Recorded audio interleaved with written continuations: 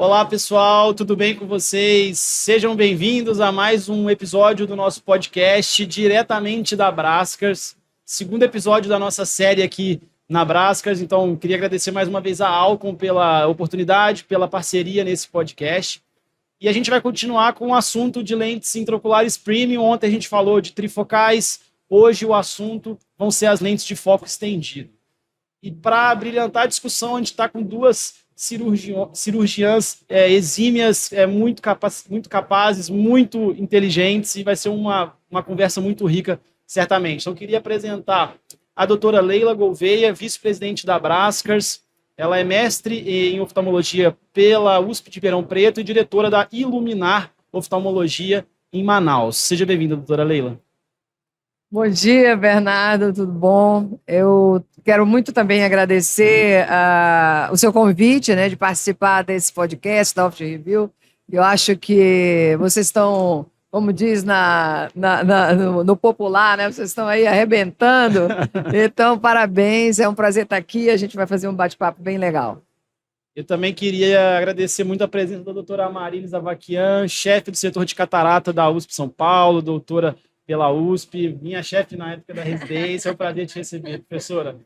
Obrigada, Bernardo. Agradecer a Alcon pela oportunidade. É uma honra estar aqui. A gente já tinha combinado algumas vezes, né? Mas nunca calhou da gente conseguir conversar, então vai ser um prazer.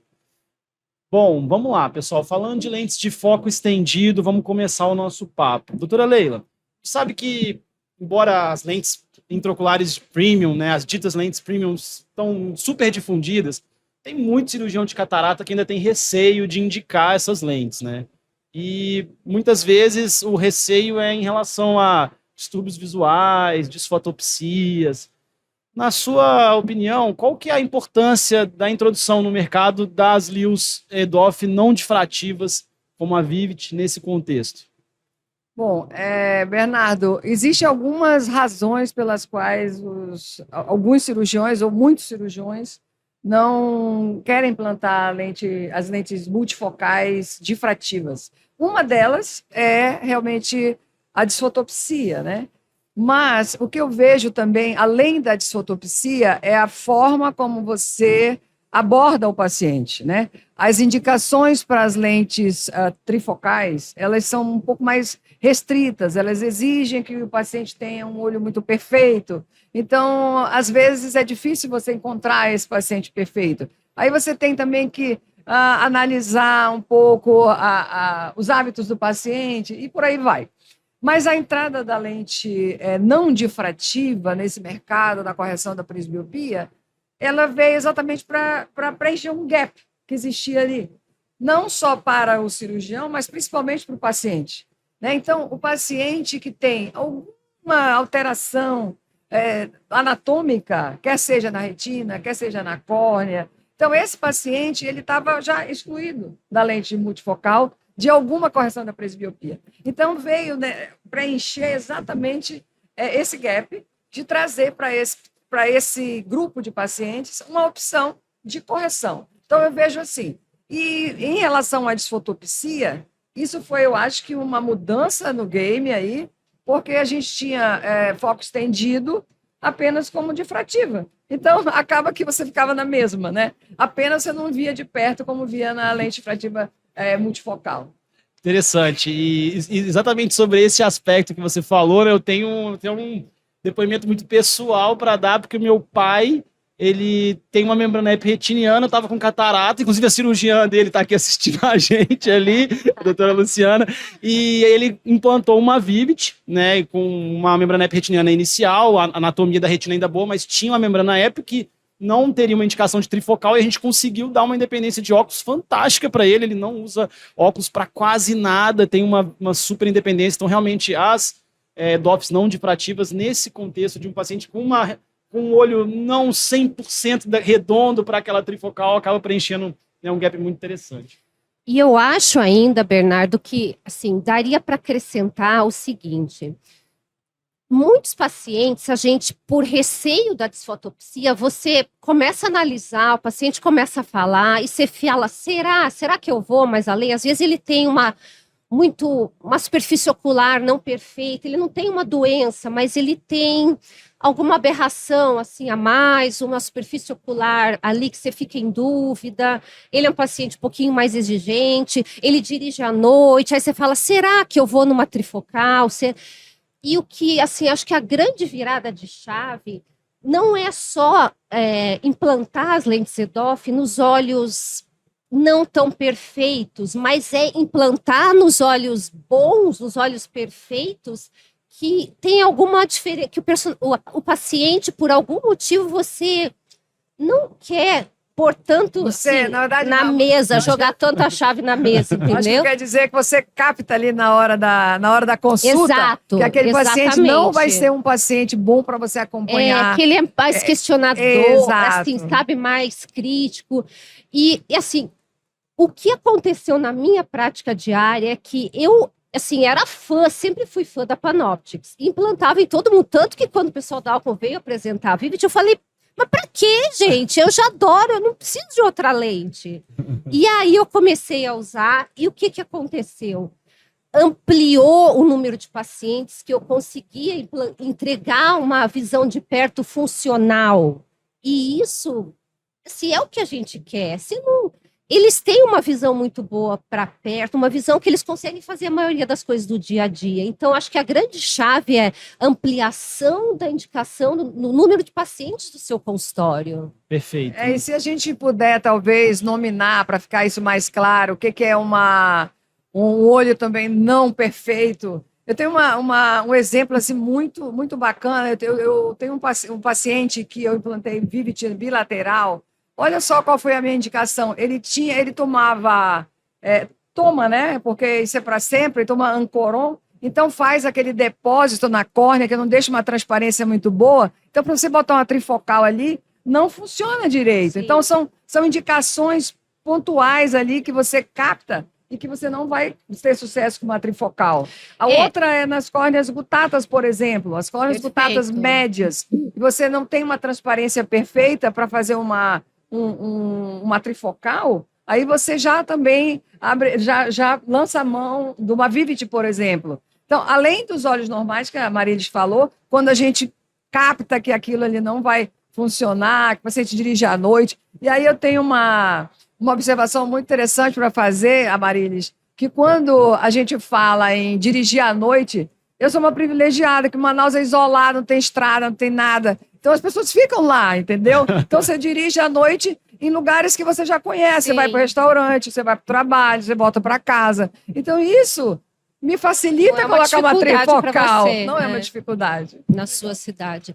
Eu acho que uma coisa tem que ficar clara também, porque às vezes a pessoa o cirurgião fica com a ideia errônea que a lente de foco estendido é para ser usada em casos ruins.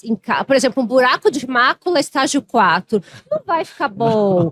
Uma membrana, sabe? Então, entender que para isso não é essa indicação. É para olhos que tem uma leve alteração ou são olhos normais que você, por personalidade ou outras características, você não indicaria uma trifocal. Não é para olhos que tem indicação de uma monofocal. Interessante. E sobre uma próxima pergunta, essa eu vou direcionar para a doutora Amarilis, né? Tem tido uma discussão muito grande em relação às lentes ditas monofocais plus, né? Queria saber, assim, qual que é a diferença entre uma lente de foco estendido e uma lente monofocal plus? O que uma lente precisa para ser considerada uma lente de foco estendido? E qual que é a diferença na prática, assim, em relação a essas duas lentes? Como que você percebe a diferença delas na prática em relação aos resultados também para o paciente? Quando a gente faz a cirurgia, então, inicialmente só tinha a lente monofocal, que ela dava um foco só. Com o aumento da exigência, da necessidade visual de perto, surgiu a bifocal, que se chamava de multifocal, mas depois a gente percebeu que era bifocal, depois a trifocal, mas elas têm os inconvenientes, como já foi comentado, das disfotopsias, tem que escolher pupila, escolher mais o paciente. Nessa evolução, surgiram, então, as de foco estendido e as monoplus. Qual que é a diferença? Para ser uma lente de foco estendido, a visão para longe do paciente, ela tem que ser equivalente a uma monofocal, não pode ser pior que uma monofocal. O que isso significa? Ela tem que ser até 20/25, não pode ser pior que 20/25 a visão para longe. Mas para intermediário, então, 66 centímetros, essa visão tem que ser melhor que uma monofocal. Aí ela se encaixa no MEDOF. E melhor quanto? Ela tem que ter 1,5 de adição, mais ou menos. Então, a 33 centímetros na tabela, você tem que ver 20/30 a 66 centímetros. Para isso, ela tem que ter uma adição, mais ou menos, de 1,5. E aí vem o conceito das monoplus. As monoplus, a maioria delas, por exemplo, a Ehance, ela não tem 1,5 de perto, ela tem 1,2, 1,3. E qual que é a diferença na prática? A Ehance, ela dá uma visão intermediária, ela dá uma visão a meia distância, mas ela não tem nada de visão de perto. A diferença na prática da Vivit é que, além do intermediário, ela tem um potencial a mais de perto. Então, o que eu sempre friso em relação aos benefícios da Vivit é que, aprendendo a usar a lente, os resultados que eu consigo, eles são J2, J1. Binocular com a Vivit. Então, ela tem sim visão de perto. E isso é uma coisa, isso eu não estou falando de mini monovisão, eu estou falando de deixar plano ou menos 0,25 no máximo a refração desse paciente. Eu não estou fazendo mini monovisão. Eu não posso deixar positivo. E isso é uma coisa que você não consegue com a Ehance. Você só consegue nas monoplus se você fizer monovisão ou mini monovisão.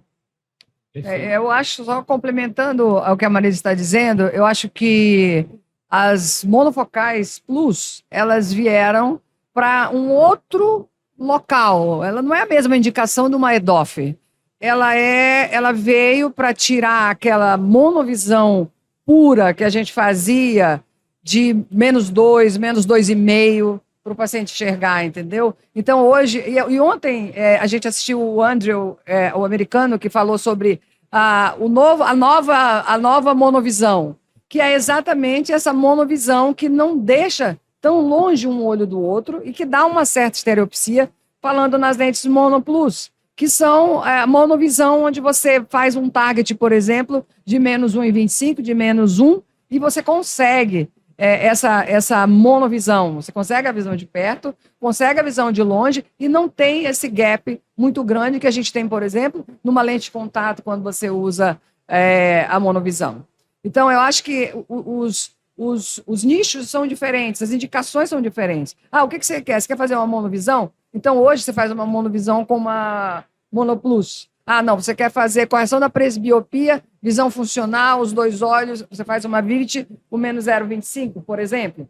Não, você quer fazer, o paciente quer enxergar de perto, a visão de perto é mais importante, você faz uma trifocal bilateral. E nesse contexto, né, às vezes o cirurgião fica naquela ansiedade do J1, né, e por mais que a Vivit possa não entregar J1, mas em alguns casos se entrega, mas ela entrega uma visão muito funcional para perto, né, doutora Marisa? Qual que é a sua experiência nesse sentido? O paciente, ele fica muito satisfeito, né? Voltando aqui o exemplo, meu pai tá com Vivit nos dois olhos, cara, ele não usa óculos para nada, então, assim, eles ficam muito satisfeitos, né? Isso tudo tem que ser combinado previamente com o paciente. Então, você vai explicar para ele que você vai entregar uma visão funcional. Ele tem uma amplitude de foco que ele consegue fazer todas as atividades do dia a dia com conforto, com a vantagem de não ter as disfotopsias. E no dia a dia você pode combinar com ele que você vai dar um óculos, sei lá, de 1 grau, deixa um óculos de perto com ele, um óculos de descanso, que a gente chama. Se ele precisar, a maioria não usa esse óculos de descanso. Eles ficam muito, muito satisfeitos. Para te dar um exemplo muito prático, como que eu faço a abordagem no paciente quando eu vou implantar Vivit bilateral? Eu pego a tabela de Jäger. A minha tabela de Jäger, ela já está highlighted, né? O 1, o 3 e o 7 lá.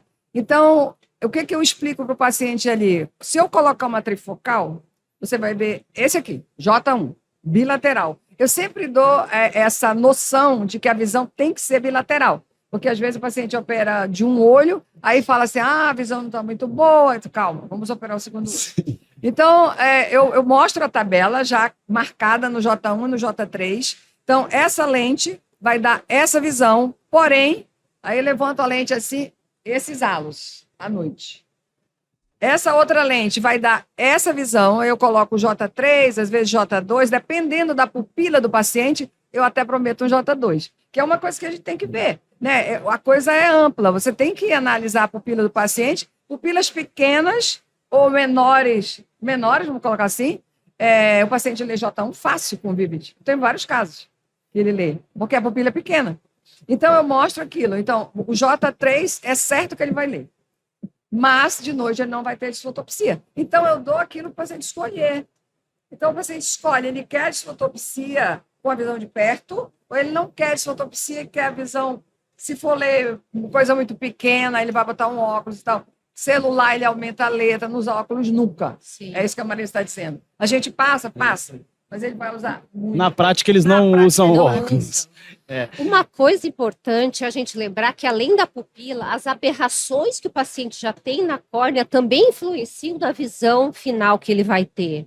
Então, essas lentes monoplus, elas são baseadas numa aberração central, a maioria delas, que já eram usadas desde o tempo da lente esférica, né?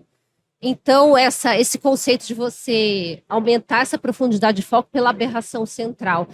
Isso, muitas vezes, se você deixar um erro residual maior, ele pode aumentar a disfotopsia, então pode ser um inconveniente. Tudo isso tem que ser pesado para cada paciente. E uma coisa assim, que eu acho difícil nas lentes monoplus, Bernardo, é que, como as aberrações são invisíveis, você não consegue centralizar uma lente. Então, imagina uma lente com uma aberração no centro e que você não consegue centralizar. Entendeu? Então, às vezes, você tem... eu não tenho experiência com a monoplus, eu tenho uma experiência muito pequena com a MB da Rainer, não tenho experiência com a Ehrense, mas eu sempre penso isso. Você primeiro tem que combinar toda a córnea, né? Aberrações da córnea com a aberração que tem na lente, e no final você tem que centralizar uma lente que você não sabe se está centralizada. E às vezes a gente tem um resultado até bom com uma monoplus, mas depende muito de, poxa, como que é a córnea desse paciente, aberrações da córnea, tamanho da pupila, e aí às vezes tem resultados ruins em outros pacientes. Isso explica por que uma hora fica muito bom e a outra hora não fica. Então você tem que... Então, isso é uma coisa muito importante. Você, com as monoplus, você não tem uma previsibilidade, então você não pode prometer para o paciente isso.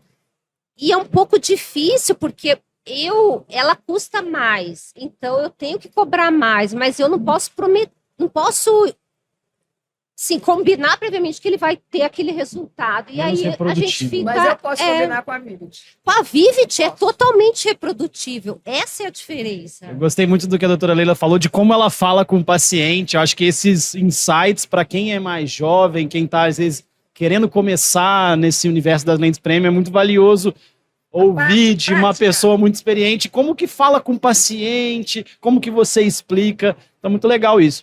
Em relação, né, ao perfil mesmo das disfotopsias, você tem notado que realmente é muito melhor, muito mais tolerável para os pacientes? No caso da Vivid, em relação às lios difrativas, o paciente realmente ele tolera muito melhor esses efeitos? Olha, eu não tenho queixa de disfotopsias com a Vivid. Para ser muito sincera, a primeira lente que eu coloquei, Vivid, era olha aí, já comecei mal. Eu comecei num pós H-LASIK. Coloquei uma Vivid, eu errei a biometria, o paciente ficou -1. Então, ela ficou -1, ela odiou a lente. Então, ela desenhou o halo da Vivid para mim, o que ela enxergava de noite. Doutora, eu enxergo de perto, mas eu queria enxergar de longe. Olha só como as pacientes são Então, é o As caso pacientes que é a são lente difíceis, errada. E não é que ela odiou a lente, ela odiou o Não, resultado, ela odiou o né? resultado, Porque exato. teve todo Eu vou esse chegar lá. erro. Então, ela odiou o resultado, bem colocado. Eu odiou o resultado, eu briguei com a Alcon, vocês me deram uma biometria, uma orientação de biometria que não era assim e tal, era a primeira lente, né? Então já fui no olho que não era para ser. E isso que é legal, você não tem que começar no olho complicado, você tem que começar no olho fácil. É porque Aí- isso que é passado pra gente no início. Essa lente é para quando você não vai colocar Então, a trifocal. a gente Aí você vai no caso descobrindo, errado. A gente vai descobrindo as coisas ao passar do tempo. Aí o que eu fiz? Em menos de um mês, eu troquei a lente dela. Então, tirei a lente e botei a lente certa. Então, a dioptria certa, né? A Vivid você Havia colocou. a mesma lente. E aí acabou o halo, entendeu? Então, ou seja, se você erra na biometria, principalmente para o lado miópico, você vai ter aquilo ali. Entendi. Então, isso é muito importante para você não ter as desfotopsias, ou seja, os inconvenientes das lentes, você tem todos aqueles Aceitar. mesmos requisitos Porque- de tudo. Porque, olha Ver a só, superfície, acertar a biometria, todos os mesmos cuidados, porque ela não tolera erro residual. exato, porque, olha só, a primeira pergunta que você me fez foi assim, Neira, muitos médicos não implantam essa lente porque tem desfotopsia. Então não faz sentido eu pegar uma lente e gerar desfotopsia nela. Botar com menos Sim. meio, menos 0,75. Então eu tenho que colocar a lente, se eu penso em tirar a desfotopsia, eu tenho que colocar a lente que tem que ser, e dar aquilo que ela dá. Entendeu? Eu penso Então, assim. então a senhora não é muito adepta de, por exemplo, mini monovisão com lente Meio redox. 75, não. O Geralmente. paciente ele precisa entender a lente que eu tô propondo para ele. Ele precisa aceitar. Se ele quiser uma visão melhor de perto, a gente passa para trifocal. Eu acho que as Bernardo. indicações têm que ser claras. Eu não gosto de monovisão, tá? E normalmente evito fazer isso nos pacientes. Eu só faço monovisão nos pacientes que já têm monovisão, alguns, porque alguns a gente converte para trifocal, mas alguns ainda é melhor, você é mais seguro, por causa de pupila, outras coisas lá, fundo de olho, você manter a monovisão.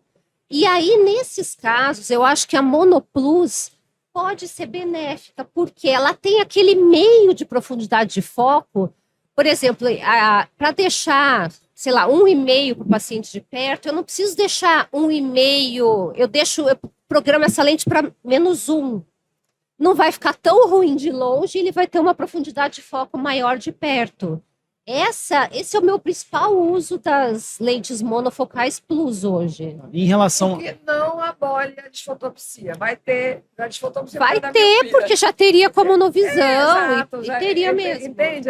Tudo você tem que pesar, né? Ah, você vai tirar a desfotopsia, mas vai tirar com monovisão? Não vai, porque você vai deixar um olho míope. Ou aquele paciente que É. eu combino para ele, ó, você vai ver o painel do carro, você vai conseguir, sei lá, ver mais ou menos a meia distância, mas você não pode prometer o perto, porque você não tem reprodutibilidade no perto das monoplus. A última pergunta agora, então, em relação ao alvo biométrico, quando vai implantar uma Vivid, na sua experiência, vocês usam ali o plano ou o primeiro negativo? Como que é a sua preferência, doutora Leila? Eu uso o primeiro negativo. Nos sempre, dois porque olhos. se o paciente ficar um pouquinho positivo, ele perde essa intermediária, sabe? Então, eu preciso deixar aqui um primeiro negativo ali, um 0,25, um 0,2. Se eu acertar, então vai ser perfeito nos dois olhos.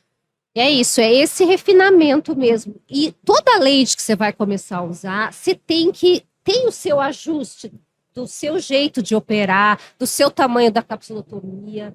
Então, no começo, é o que acontece. A gente talvez não acerte tanto. Então, os primeiros implantes, às vezes, não fica tão boa a cirurgia, porque a refração a gente ainda não calibrou ali para a nossa cirurgia. Aí você começa a fazer esse ajuste. E eu também uso plano ou menos 0,25. Eu só não quero que ele fique positivo. Isso. Mas eu também não gosto quando fica -0,5, entende? Então é um refinamento, bem nossa, ali, tem que é, caprichar. é. muito. Daí a importância do que a doutora Marilis frisou bastante, né? De, às vezes, quem escuta a gente muitas vezes está começando na carreira, começando a implantar lente fêmea, começa com os casos mais triviais, porque no começo você Sim. não pode não acertar precisamente, mas se for um olho muito saudável e tudo mais, sem, poxa, com uma córnea boa, retina boa, o paciente vai ficar bem mesmo sem, se não for aquele resultado assim, né, impecável. Agora, se já for um caso igual pós-refrativa, membrana epretiniana, córnea gutata, se você não acertar na mosca, ali na risca, ele pode ficar insatisfeito, né? E é legal você falar, começar por casos simples para todos, não é só para quem está começando, não. A gente também tem a nossa curva de aprendizado de trabalhar com lentes. Por que eu não gosto de ficar trocando lente? Eu planto 10 tipos de lente. Por quê? Porque cada lente eu tenho que trabalhar o resultado dela. Entendeu? Ajustar para a sua cirurgia. Ajustar o resultado dela. Então, toda lente que é lançada no mercado, você precisa ajustar a sua cirurgia para aquela lente, o seu cálculo para aquela lente, como que está ficando. Porque uma coisa é a indústria te fornecer alguns dados de resultado, de biometria e etc., e aquilo funcionar para ti. Às vezes funciona, mas às vezes não. Então, tu tem que ajustar para ti cada lente que é lançada. Então, isso é importante. Perfeito, acho que a gente conseguiu cobrir muito bem esse assunto. Queria agradecer muito a presença da doutora Leila, doutora Marilis. Foi um prazer conversar com vocês. Nossa, eu que agradeço, Bernardo. Muito obrigada. Parabéns de novo pelo seu trabalho. Acho que está fantástico. Obrigada, Bernardo. Muito orgulho ter sido sua chefe. Eu tenho orgulho de ter aprendido, de aprender com vocês nos congressos. Então, obrigado mais uma vez à Alcon pela parceria. Esse foi o Optcast e até o próximo episódio.